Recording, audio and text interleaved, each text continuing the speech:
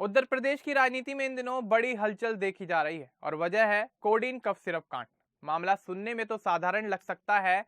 Truck में cough syrup की बोतलें छिपाई गई थीं, लेकिन इसने पूरे राज्य की सियासी और सामाजिक परिदृश्य को हिलाकर रख दिया। घटना की शुरुआत हुई थी अक्टूबर में सोनभद्र जिले से, जब पुलिस ने एक ट्रक पकड़ा। लेकिन यह कोई आम ट्रक नहीं था। ट्रक में चिप्स और नमकीन के पैकेट्स के नीचे छिपाकर कोडीन युक्त कफ सिरप की बोतलें भेजी जा रही थीं, जो दवा के रूप में नहीं बल्कि नशे की चीज के रूप में बेची जा रही थी।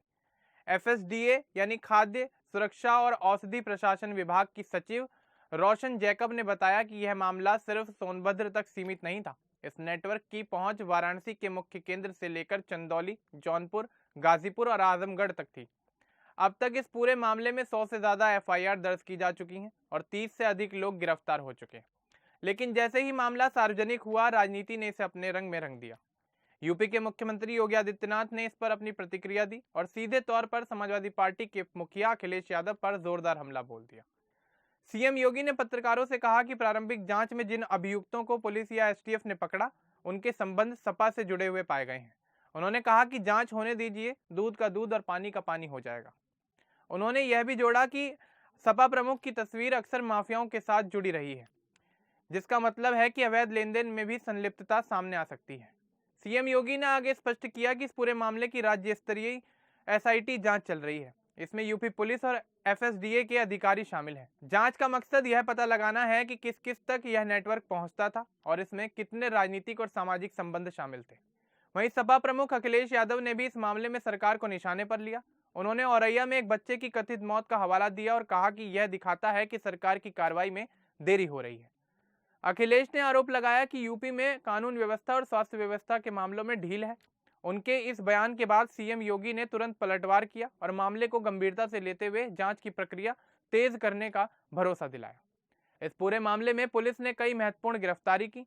एसटीएफ ने अमित सिंह टाटा को पकड़ा, जिसे इस नेटवर्क का मास्टरमाइंड बताया जा रहा है। इसके अलावा बर्खास्त सिपाही आलोक सिंह को गिरफ्तार किया गया, जबकि शुभम जायसवाल अभी फरार हैं।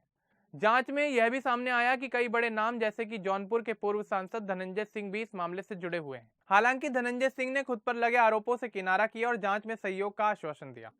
सोशल मीडिया पर भी इस मामले ने काफी बड़ी हलचल मचा दी है। ट्विटर और फेसबुक पर लोग दो हिस्सों में बंट गए हैं। एक तरफ लोग सीएम योगी के कड़े रुख और एसआईटी की जांच की सराहना कर रहे हैं, तो वहीं दूसरी तरफ आलोचक आरोप लगा रहे हैं कि यह मामला राजनीतिक रंग ले रहा है। हैशटैग कोडिन कांड और हैशटैग यूपी पॉलिटिक्स जैसे हैशटैग ट्रेंड कर रहे हैं। लोग पोस्ट कर रहे हैं कि सियासत में कानून क्यों पीछे रह जाता है, और कई ने मजाकिया अंदाज में मीम्स शेयर किए कि कैसे चिप्स के पैकेट में कफ सिरप छिपा दिया गया है। विश्लेषकों के अनुसार यह मामला सीधे तौर पर 2027 के विधानसभा चुनाव को प्रभावित कर सकता है। बीजेपी इसे कानून और प्रशासनिक क्षमता दिखाने के मौके के रूप में देख रही है। वहीं सपा ने इसे सरकार की नाकामी और भ्रष्टाचार उजागर करने का मुद्दा बना रही है। राजनीतिक हलकों में चर्चा है कि अगर इस मामले की जांच पूरी ईमानदारी से हुई तो यह चुनावी नतीजों पर बड़ा असर डाल सकती है। सामाजिक दृष्टि से भी यह मामला चिंताजनक है। यह सिर्फ सियासत का मुद्दा नहीं है, बल्कि स्वास्थ्य व्यवस्था और एफएसडीए की निगरानी की गंभीर कमी को उजागर करता है। यह दिखाता है कि कैसे निगरानी में ढील और भ्रष्टाचार समाज में सीधे तौर पर बच्चों और युवाओं के जीवन पर बड़ा असर डाल सकता है। इस पूरे घटनाक्रम ने एक बार फिर सवाल खड़ा कर दिया है कि अवैध दवा और नशे की चीजों के नेटवर्क को रोकने के लिए प्रशासन कितना सक्रिय है।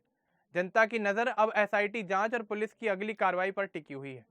कोडीन कफ सिरप कांड ने यूपी की राजनीति, कानून व्यवस्था और सोशल मीडिया पर बहस का नया दौर शुरू कर दिया है। चाहे आप बीजेपी समर्थक हों या सपा समर्थक, यह मामला यह याद दिलाता है कि स्वास्थ्य, सुरक्षा और राजनीति का गठजोड़ हमेशा संवेदनशील मुद्दों में दिखाई देता है। अब यह सवाल उठता है कि क्या जांच पूरी ईमानदारी से होगी, क्या मास्टरमाइंड और शामिल बड़े नामों को सजा मिलेगी, और सबसे अहम 2027 के विधानसभा चुनाव में इसका राजनीतिक असर कितना गहरा होगा। इन सवालों के जवाब आने वाले समय में जरूर मिलेंगे। लेकिन एक बात तो तय है कि इस मामले ने यूपी के राजनीतिक और प्रशासनिक परिदृश्य में भूचाल ला दिया है। इस पूरे मामले को लेकर आपका क्या कुछ कहना है, हमें कमेंट बॉक्स में जरूर बताएं। बाकी इस तरह की और अपडेट्स के लिए हमारे चैनल को सब्सक्राइब करना ना भूलें। धन्यवाद।